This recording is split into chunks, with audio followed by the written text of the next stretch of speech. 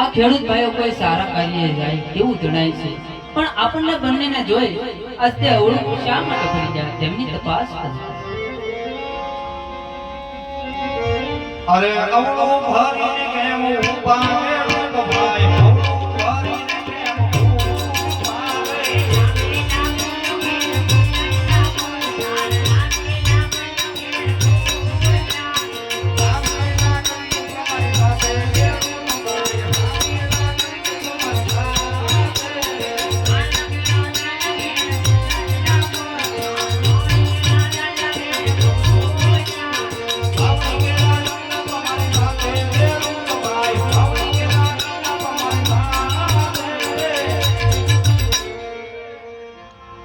અરે આ ખેડૂતભાઈ સર્વે વસ્તુ સાથે વાસતા જૂઠું શા માટે બોલો?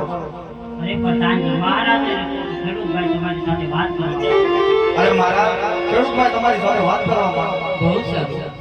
અરે મહારાજ આ ખેડૂતના તમારા શરણમાં નમન છે મહારાજ.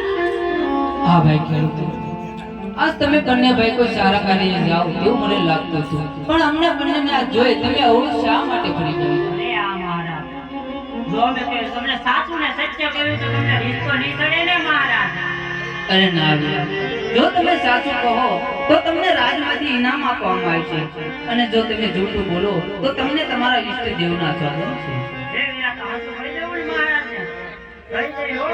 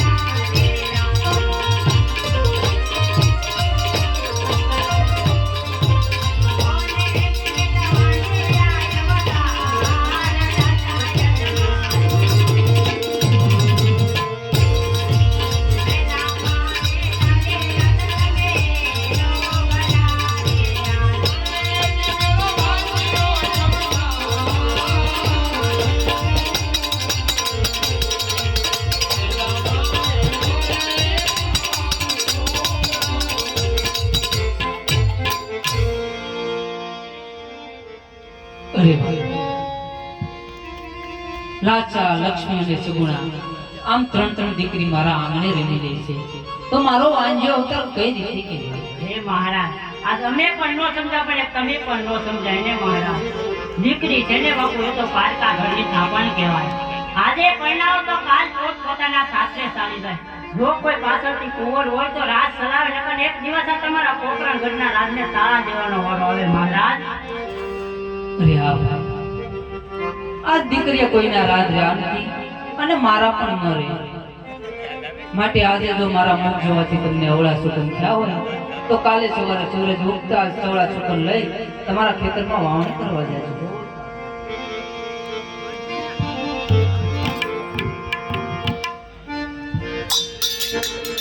એ સુભાના લેવા